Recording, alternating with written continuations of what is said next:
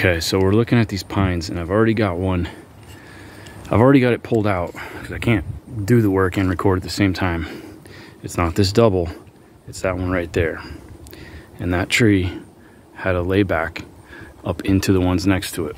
Now I've already pulled one down that had a big layback, meaning it's got to go, it's not vertical, it's got to go opposite of the direction, directly opposite, 180 opposite of where it's naturally wanting to go. And so here's one that's already done, and I'm going to show you how I cut these. Now this isn't for harvesting saw logs because of the damage to the butt. This is just for trash tree removal, okay?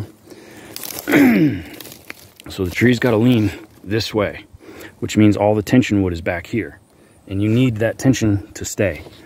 So if you want the tree to fall that way, the normal thought is, well, I need to put a notch. Well, you would be notching out the maximum tension wood, the wood that's keeping it from going over that way. So you leave it, you don't do any notching on the, so I'm gonna follow the tree this way. You don't do any notching on this side. You come in here, you cut, and when you get enough room, now remember, it wants to close on that side. It wants to pinch your bar. So when you go in and you get enough room to start a wedge, even just the tip of it, you slide a wedge in there. You cut some more and you push the wedge in. You cut some more and you push the wedge in until you can actually tap the wedge in, and you know that your wedge is holding up the compression side, the toe side of the tree. And I recommend 2 wedges because there's no way that one drives as strong as 2. You know, one jacks, the other one gets loose, and that one, you know, they teeter back and forth and they loosen each other. So with each loose one, you get a deeper hit, and then that lifts, and then the other one gets a deeper hit. So you plan that out as best as you can with an opening in the center.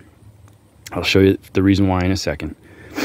And you just keep cutting, and you're watching. You don't ever sever any of the backside wood. So you need enough hinge to really seriously try to lift the tree and not tear it off the stump. That takes a lot of hinge.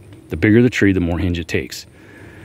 And you're just going to keep driving wedges until you see that tree change its lean. It's going to slowly walk out, and when it gets pretty close to vertical, by then you've got an awful big opening, okay? I mean, I had about that big of a curve to the point where wedges could not drive anymore because I had the entire wedge all the way in. Now, the longer the wedge, the more lift you get, but then you hit that side. So you can only drive the wedge until the tip of the wedge hits there, unless you've got chopped off wedges, which that's not a bad idea, or a steel maul or an old axe head, you know, an old split and maul head, or you got some other better way to get more lift. Now you can double stack wedges, but that's shaky, okay? They do spit out. So introducing, now this is called a felling lever, and this is homemade. Hopefully the shadows aren't too bad. I made this is my do-all little logging tool. This is a truck bar, okay? This is a winch bar that was bent. You can see the knurling right there, and that's the point. And I ground it and put a beak on it, so there's a sharp little beak, and there's a reason for that, because this is sort of a cant hook, okay? It helps for lifting stuff up. But then at this end, I cut the handle, and I built this multi-purpose little wedge. So one side's got a heavy steel gusset, and that's the beating side, so I can swing it like a hammer. This side's got kind of a sawtooth. It's good for ripping up briars. That side is kind of like a shovel, but it's also ground to a point, so it's a felling lever.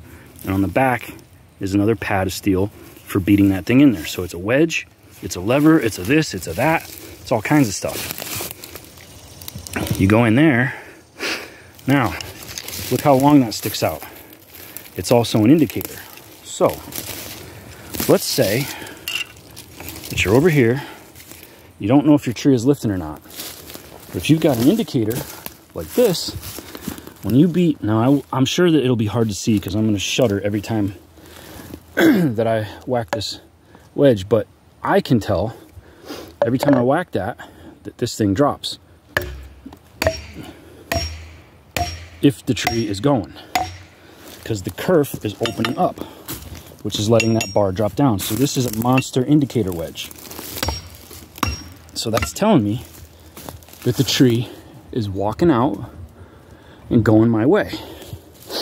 Now, I've already put this cut in here so that I didn't have to stop the video. This is just a tear off, okay? You could put it down there, but I kind of think it's better up there. And it's not something you do until you got this tree vertical. So once you got the tree vertical, now you still got this material, and that's your, it's not a very directional hinge, okay? I mean, it's a hinge, but it's on the exterior of the perimeter of the tree. However, this is maximum tension wood. You do not want to add any injury to this wood until that tree is not leaning that way anymore. So when that tree is vertical, this is not really in tension anymore. In fact, it's going to switch and it's going to go to compression.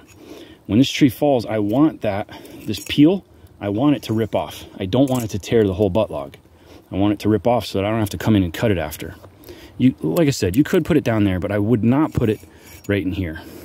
So we beat these things a little bit more.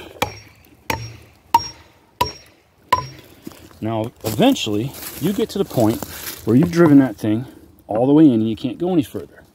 That's where this comes in, because you can get more lift on it. You hear that? I don't want to be one-handed hanging on when the tree starts to go, and I got to cut a little bit more. But I think that you get the picture of what all this thing actually does. And I still got a ways to go with this tree. And I might have to get the skid steer and push it over. But the concept is there. It's a good one to demonstrate the actual concept of one of the ways that a single person on the ground with hand tools can get a tree to go back the other direction, and to do it pretty safely, in my opinion. Voila. Clearly parallel to the other ones. Put the top right into the burn pile. Didn't bust the butt log. Tore off like I wanted. And that's it.